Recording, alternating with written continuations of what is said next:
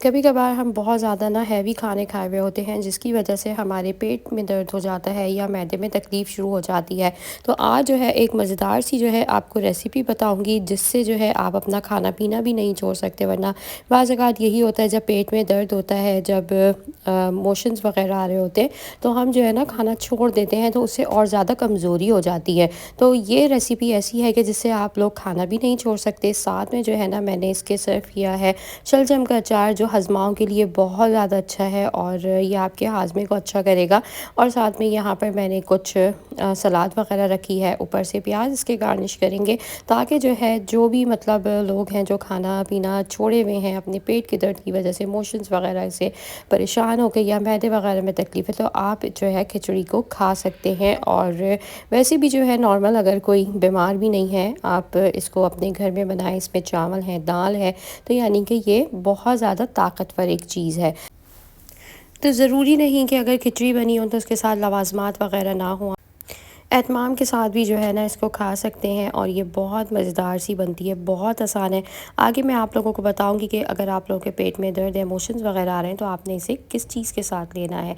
सबसे पहले यहाँ पर मैंने राइस लिए हैं हाफ़ kg, और मैंने यहाँ पर पीली दाल ली है 2 कप। तो बिस्मिल्लाहिर्रहमानिर्रहीम, हम अपनी दाल को जो है वॉश करना स्टार्ट करते हैं।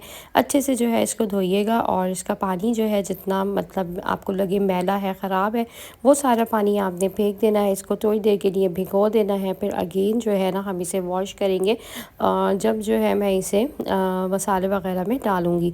तो अभी जो है ना मैं इसे अच्छे से धोकर और इसका साफ़ पानी जब हो जाएगा तो इसे भिगो रही हूँ और फिर ये पानी मैं वेस्ट कर दूँगी। अब यहाँ पर जो है मैंने फ्लेम ऑन कर दी है, फ्लेम जो है अभी हम हल्की रखेंगे। और यहाँ पर जो है मैं ऑयल डाल रही हूँ हाफ़ कप ऑयल डालने के बाद जो है ना यहाँ पर अब मैंने प्याज काट कर रखी हुई थी, और प्याज जो है यहाँ पर हम बारीक लंबी कटी हुई डालेंगे। दो छोटी कटियाँ हैं आपके पास, अगर एक बड़ी है तो ये भी इनफ है। और इस तरह से जो है यहाँ पर ये प्याज मैंने काट ली थी और इसके अंदर हमने ऐड कर दी है। चम्मच हम साथ साथ चलाते रहेंगे। अच्छा, चावल हो या पुलाव वगैरह हम बनाते हैं या खिचड़ी हो गई तो हम उसका कलर जो है ना बहुत ज़्यादा डार्क कर देते हैं, जिसकी वजह से वो चावल और यखनी वगैरह जब बन रही होती है तो काली हो जाती है, जिसकी वजह से आपका चावल काला बनता है।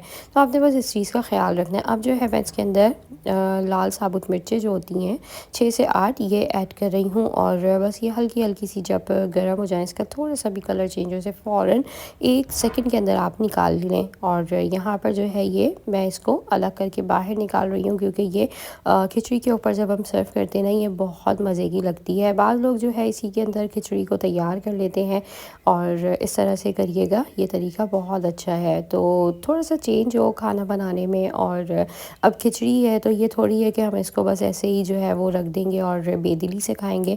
हम इसे अच्छे से बनाएंगे और बहुत अच्छे तरीके से ही खाएंगे। यहाँ पर जो है ये थोड़ी बहुत प्याज जो रहेगा ये इसको छोड़ दें, इसका कोई मसला नहीं है। अब है मैं यहाँ पर ऐड कर रही हूँ ज़ीरा, साबुत ज़ीरा जो है हम इसके अंदर दम 1 चम्मच अच्छा भरा हुआ डाल देंगे। और इसके बाद जो है यहाँ पर मैं अब 1 चम्मच जो है गोल काली मिर्चें जो साबुत होती हैं वो ऐड करी, तकरीबन 8 से 10 जाएंगी इसके अंदर। देन इसके बाद जो है ना यहाँ पर 2 टेबलस्पून जो है हम गार्लिक पेस्ट के डाल रहे हैं। इसके बाद इसके अंदर आपने चम्मच चलाना है अच्छे से, लहसुन डालकर जो है बस इसका हल्का हल्का सा कलर चेंज हो जाए तो इसके अंदर मैं ये दाल और चावल जो हमने भिगोए थे इकट्ठे वो डाल रही हूँ, ठीक है। और यहाँ पर जो है ये हमारी दाल और चावल जो है वो थोड़ी देर अच्छे से भीग भी गए थे, जिसकी वजह से ये पकने में भी बहुत आसानी होगी। और समझे 5-7 मिनट में ही जो है ना बस आपने इसका पानी खुश्क कर लेना है। तो अभी मैं ये अच्छे से मिक्स कर रही हूँ, और अब जो है मैं इसके अंदर पानी ऐड करती चली जाऊँगी, यानी कि हमारी जो ये 2 पोरे होती हैं फिंगर की, ये हमने इसके अंदर पूरी डिप करनी है। अच्छा, इसके अंदर जो है मैं 3 टेबलस्पून नमक के ऐड कर रही हूँ।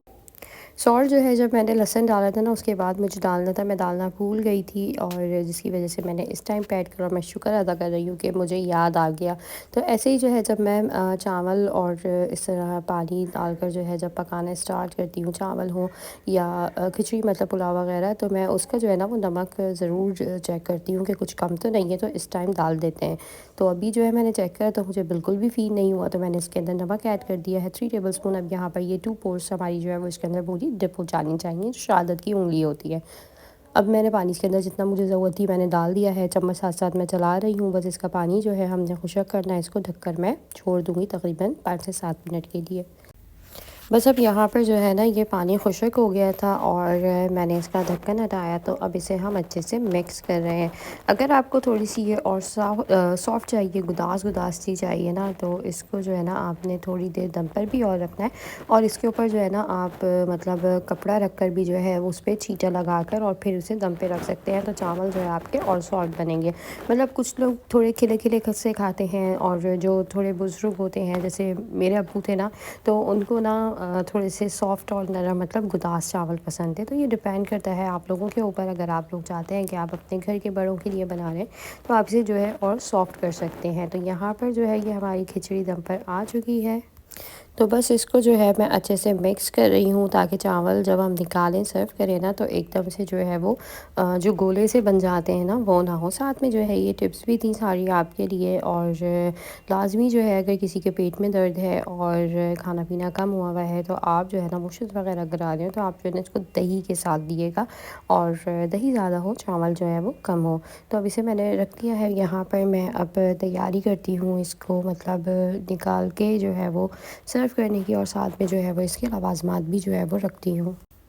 तो यहाँ पर सबसे पहले ना मैंने प्याज रख दी थी और मूली जो है हम इसके साथ सर्व कर रहे हैं। सर्दी है तो सैलेड में तो जो है आप मूली, गाजर, खीरा, ककड़ी वगैरह जो है वो कुछ भी रख सकते हैं। अब तो जो है ककड़ी भी आ रही है। ककड़ी पहले जो है वो गर्मियों में सिर्फ मिलती थी, पर अभी जो है मिल रही है। आप लोग अपनी पसंद की जो है वो सैलेड का एक प्लेटर साथ में बना सकते हैं।